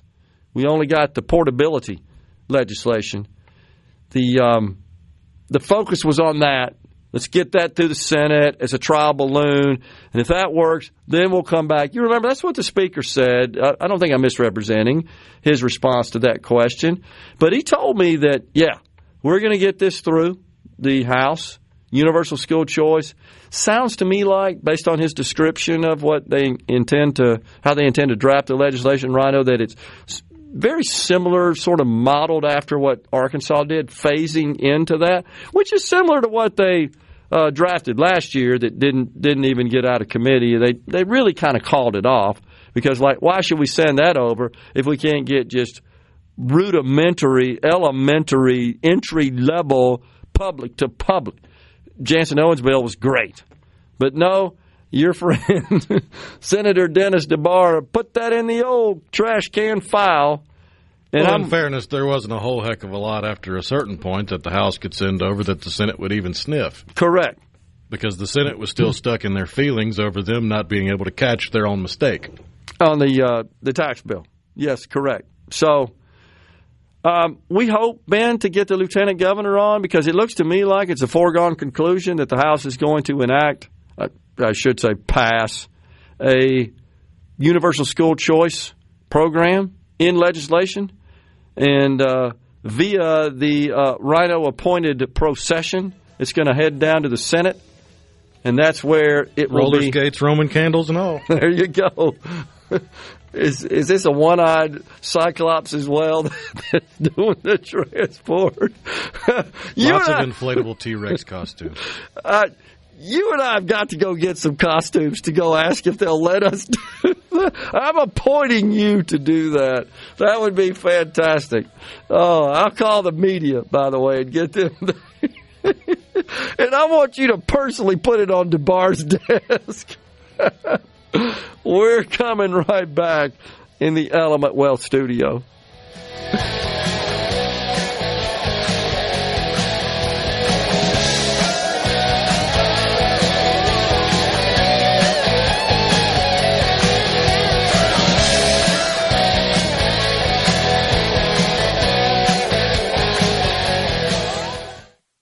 The best Attention, adoring fans! It's time for Middays with Gerard Gibert on SuperTalk, Mississippi.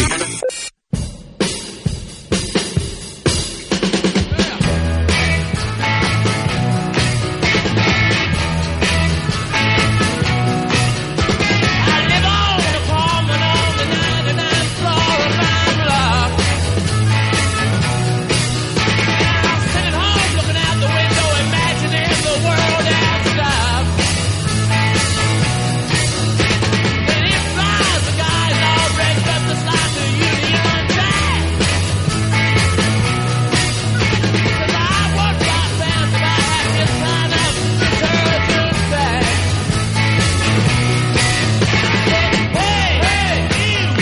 Welcome back, everyone. It is Middays.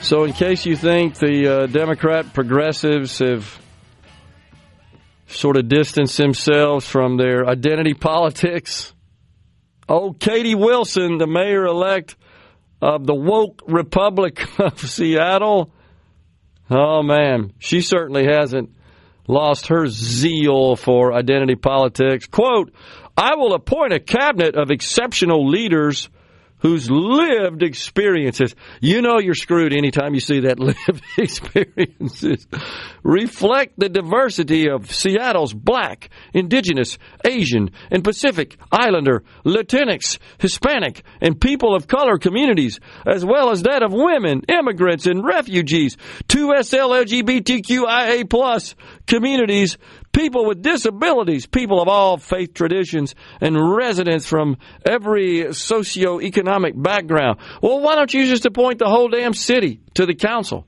How are you going to achieve that? Why does that matter? What the hell does that have to do with running the city? Zero. Oh, my gosh. I pray. Seattle, it's a beautiful city. It's a great town. They're ruining it, just like they did San Francisco and now New York and Chicago. Man, there was a time, Rhino, Chicago was a fantastic town. Really was. I mean, I remember traveling there as a baby consultant back in those days when the firm I worked for was headquartered up there. I get excited about going up there. I mean, it was a blast. So much to do, beautiful skyline. But, man, they've ruined that place over 40 years. It's a nut house. I mean, the heart of the commodities industry, the Sears building, the Hancock Tower. I mean, a beacon of capitalism. It's terrible. Now they've just peed it away. Unbelievable. Oh, geez. 40 ain't too bad considering that most people are living in their parents' house till they're 30 on the C Spire text line. That's after the National Realtors Association shared the data that first-time home buyers, the median age is 40 years old, and of all home buyers, it's 59, which is just mind-blowing. Sounds like I might need to buy some rental houses on the C Spire text line. The term primary bedroom offends me. Touche. I think as a kid I slept in the slave quarters, says Dan in Hattiesburg. That in response to what seems to be like the left in this country just relates everything to 1863. It's just nuts. Mo says, Gerard, it's probably not that they are against school choice as much as they want to get reelected, but Mo's, we just shared with you the polls overwhelmingly positively supported by voters. Seems to me like voting against it would put you at greater risk. Folks are starting to open their eyes to this. And most people don't like to be pushed around by government. It says, no, you will go there. If you were to design a school system, suppose we didn't have one, would you do it that way? No. You would say, well, if you live here, you go there. I just don't think that would be the case. I really don't. And this idea of the public dollars going to private schools with an ESA. Oh, we can't let that happen, going to the private schools. Well, who's the biggest employer in the state? Ingalls. They build ships. Who's their customer? The federal government? The military? Who pays for that? Public money? But that's a private company with 10,000 employees. And they make money off of it. By the way, you check, they do make a profit. God bless them for doing so, because then we wouldn't have anybody to build the ships. So when you're essentially contracting, if you will, with private schools to educate our children, how's that any different? How is that any different? Don't we as government spend an awful lot of money with private organizations for various goods and services? Yes, of course we do. Couldn't survive without that. Why doesn't anybody object to that? I don't get it. In fact, The richest companies in the world, the big technology companies, the government's a huge customer of theirs. Good, because they're better at it than government could ever be. And the same is true here. Now, that's not to say that all private schools are better than public schools, but guess what? The market will sort that out. It's just that simple. Just like it does when they go contract for somebody to build a ship. That argument, Rhino, is weak. That's just weak. That's just crazy. Scott and Clinton, after I said that somebody described me as a rhino because I happen to support mobile sports betting and education choice, which is totally antithetical to the Republican platform. It says, yeah, it's Delbert Hoseman. He's the rhino. The ones that want mobile sports betting are still finding a way in Mississippi right now. No question about it. We know that right now. So, I just don't understand. It's a voluntary activity. As simple as that. Let it happen. Somebody said, well, as part of their argument, well, should we just issue permits to people to go break into cars? Well, see, the difference is there's a party that's being harmed in that. Another party. How can you equate those two? It's not even remotely close. But David Blunt thinks so little of his constituents that he thinks he must protect them. Got to protect them. Problems. Tim and McGee, speaking of David Blunt, the senator from South Jackson and extends on down south of that, says, the lieutenant governor said he hoped I lived in Mr. Blunt's district.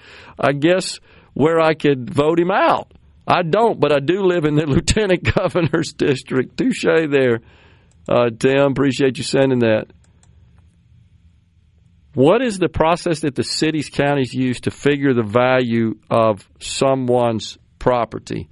The tax assessor uses various inputs to do that. That's the assessor's role, and then the collector's role is to collect the taxes that have been assessed. So it's valuations based on comparables and market values and stuff like that. I don't know all the third-party set of information that they use for that purpose, but that's how they do it. So on the C Spire text line, John in the Delta sent a photo. Appreciate that, John. It looks like the tractor with the front end loader's got, I guess that's a big bale of hay. Says what cattlemen are doing today. I hear you, and thanks for your work there.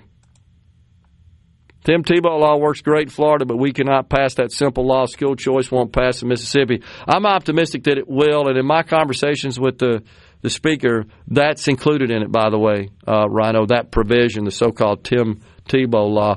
Let's be honest. People that homeschool their kids, do they pay taxes, by the way? Right, they do. Right. If you buy anything in the state of Mississippi, you're paying taxes, whether you pay any income taxes or not.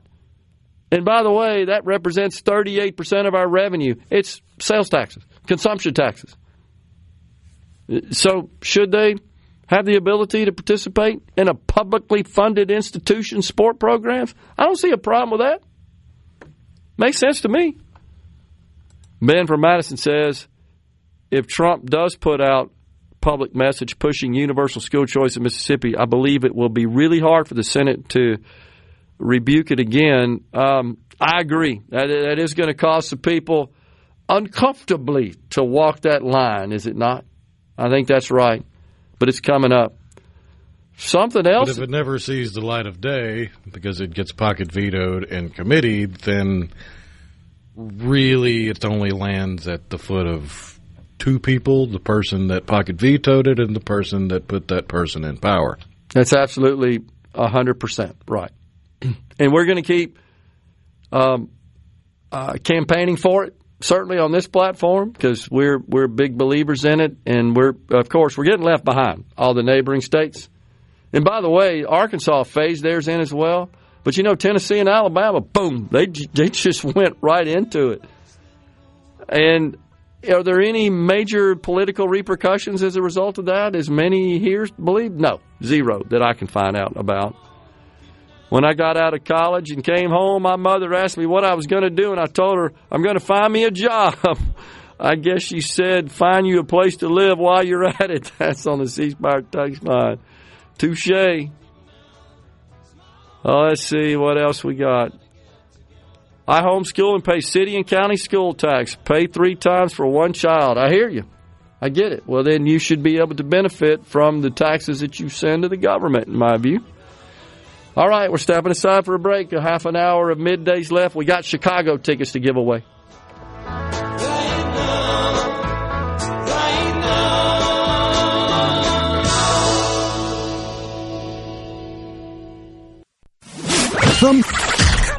Come on. Middays with Gerard Gibert.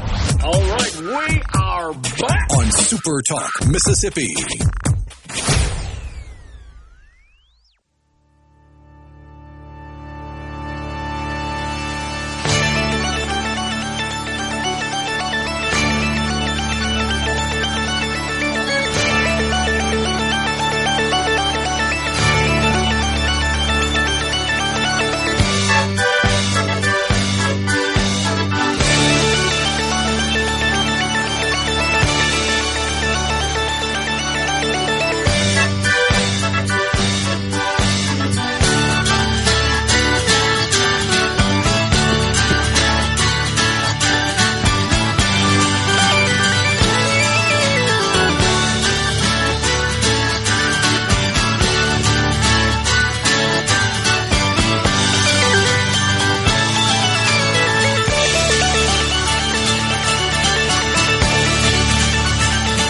Welcome back, everyone. It's Middays. What a great tune. That's Styx, Fooling Yourself. Don't you go believing. That's so great. Dennis DeYoung on lead vocals and the keyboards. So the president, a couple of hours ago, not too long ago, said that investment in AI is helping to make the U.S. economy the hottest in the world. But over-regulation by the states is threatening to undermine this major growth engine. Some states are even trying to embed DEI ideology into AI models, producing woke AI. Remember Black George Washington? Yeah, I think most people remember that generation. We must have one federal standard instead of a patchwork of 50 state regulatory regimes. If we don't, then China will easily catch us in the AI race.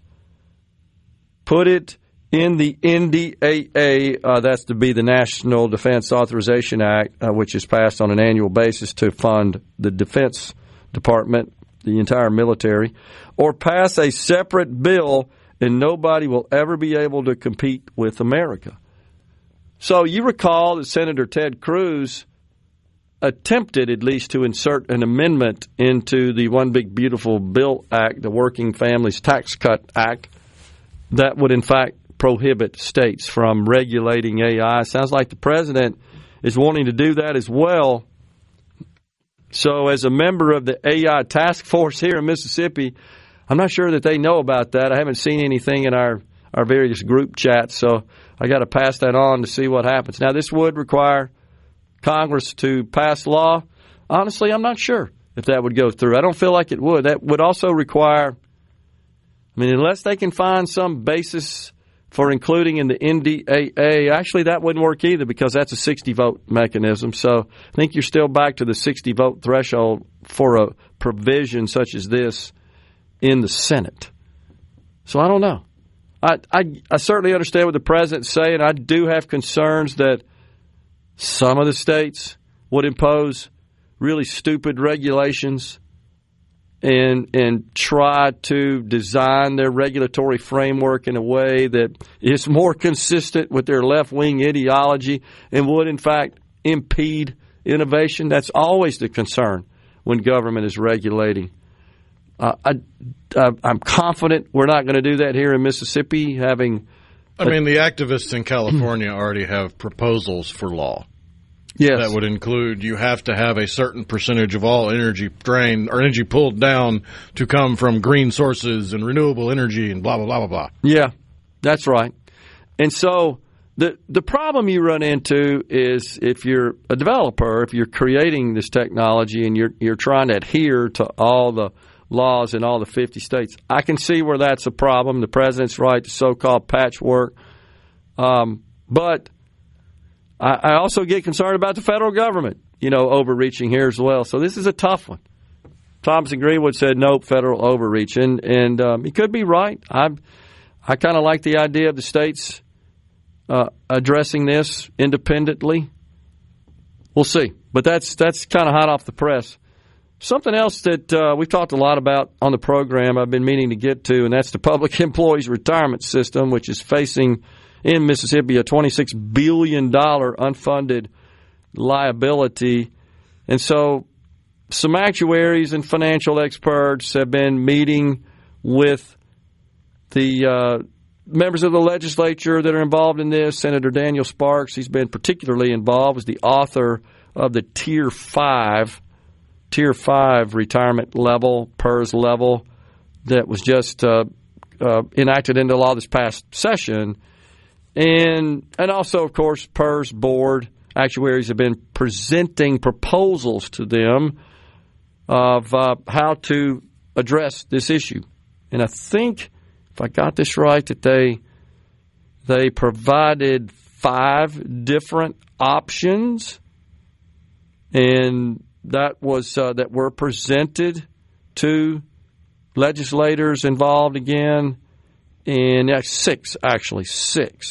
So, and the PERS board, one of those included paying $500 million next year and then $50 million each year for 10. I still can't make that one work mathematically, but that is one of the proposals.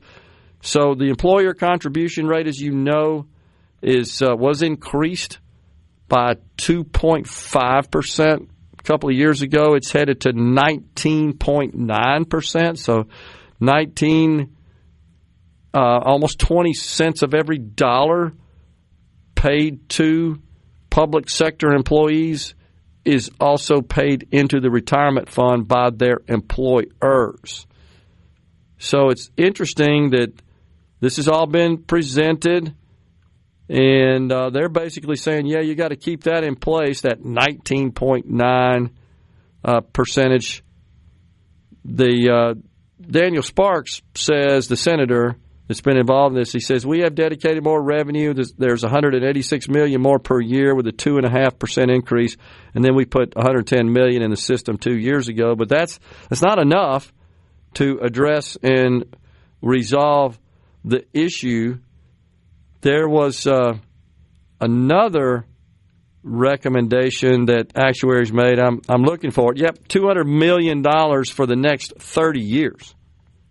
Over and above the 19.9% would be the optimum situation. $200 million for 30 years out of general fund revenue. That's a lot.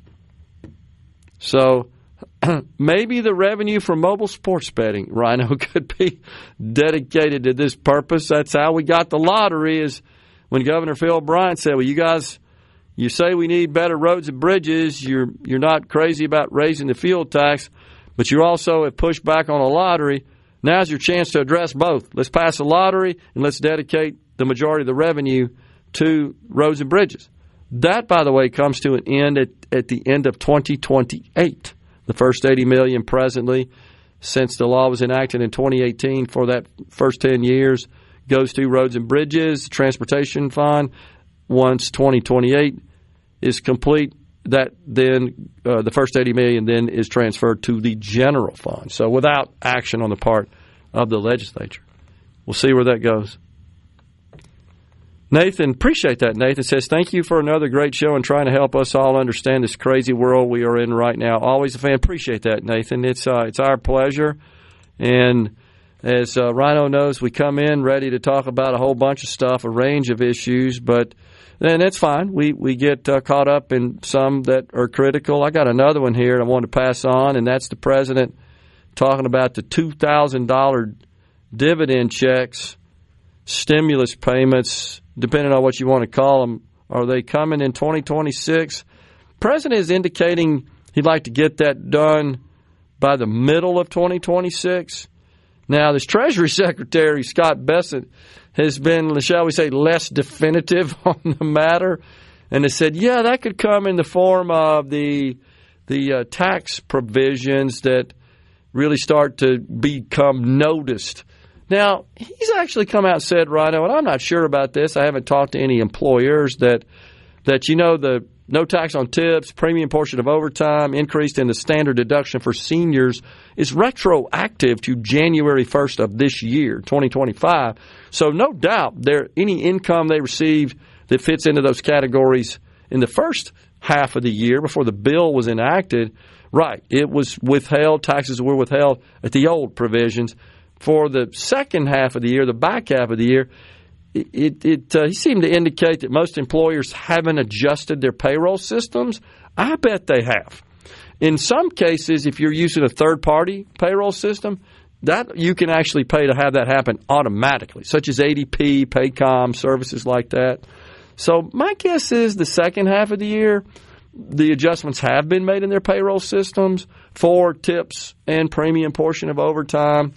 And you've also got to do some extrapolating because there's some income thresholds, and you got to look at, well, how much is your pay per week and multiply that by 52, or every 2 weeks by 26, or monthly by 12, semi-monthly by 24, whatever your pay period is, to determine, do you qualify for the no tax on tips, no tax on premium overtime. And then seniors, you'd have to know the age, and you'd have to know their income as well. Have to do the same extrapolation.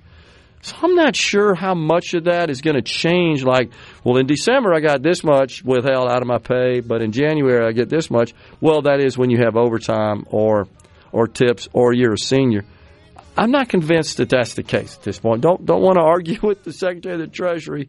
If there are employers out there that are listening, I'd like to know whether or not you've made those adjustments at this point, because they went into effect at the beginning of the year.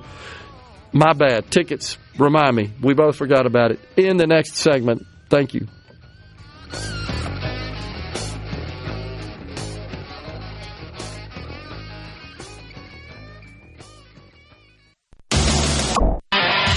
And now, the talk that keeps Mississippi talking. Now, on to the real part. Dynamite! On SuperTalk, Mississippi. I got rice cooking in the microwave. Got a 3-day beard I don't plan to shave, and it's a welcome back. Man, this is one of those shows that went in a hurry. All right, you want to give away some tickets to Chicago? Oh, yeah, we got tickets to give away to one of the best-selling bands of all time. That's Chicago. They're coming to Brandon next year on May 1st, and you don't want to miss it. Tickets for the show are on sale now at the Brandon Amphitheater box office, or you can go to Ticketmaster.com. But we're giving you a chance to win a free pair of tickets to see Chicago. All you got to do is be the 11th person to text in this song title, which in the live read here, it's incorrect. The song title that you have to send in, be number 11. Send it into the C Spire text line, 601-879-4395.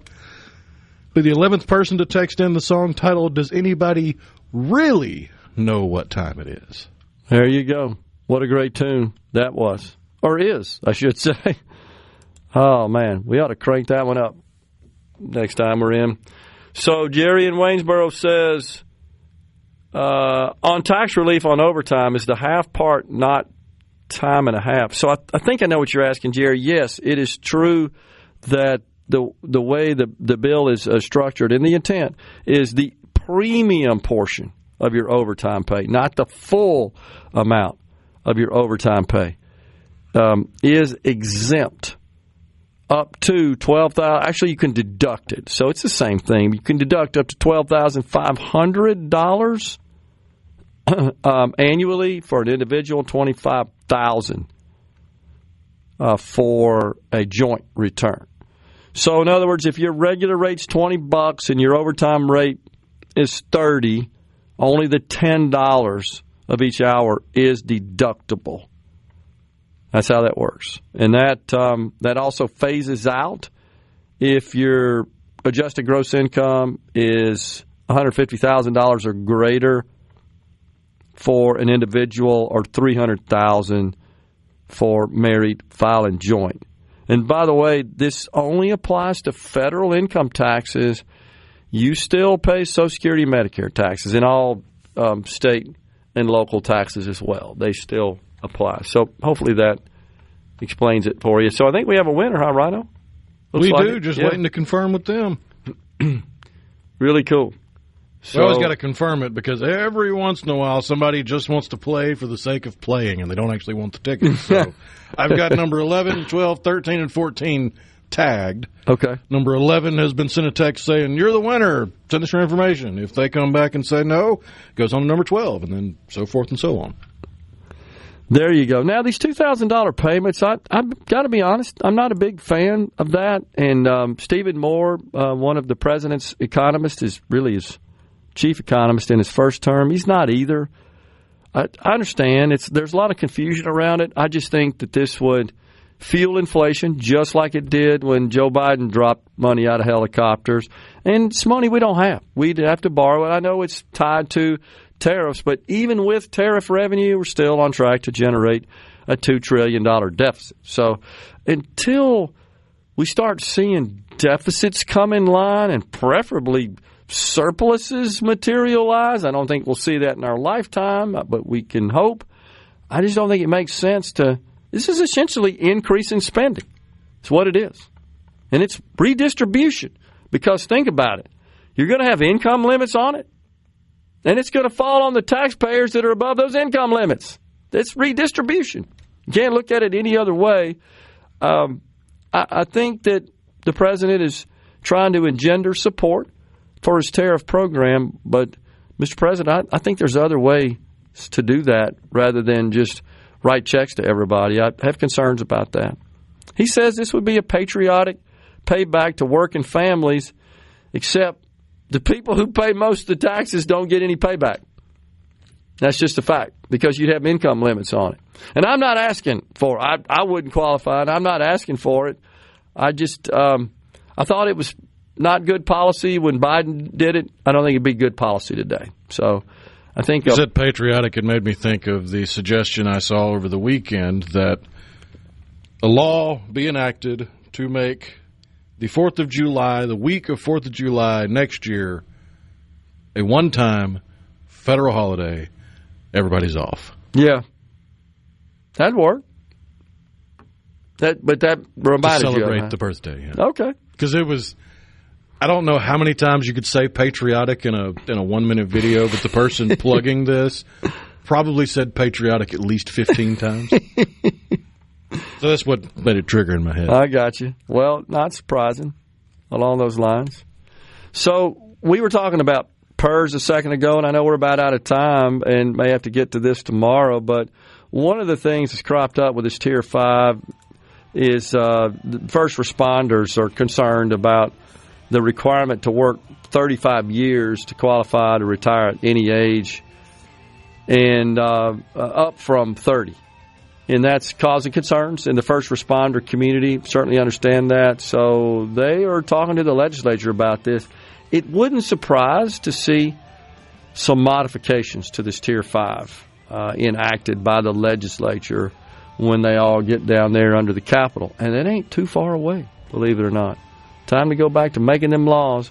We certainly appreciate you being with us today. We hope you enjoyed the show. We're going to be back with you again tomorrow. Until then, stay safe and God bless everyone.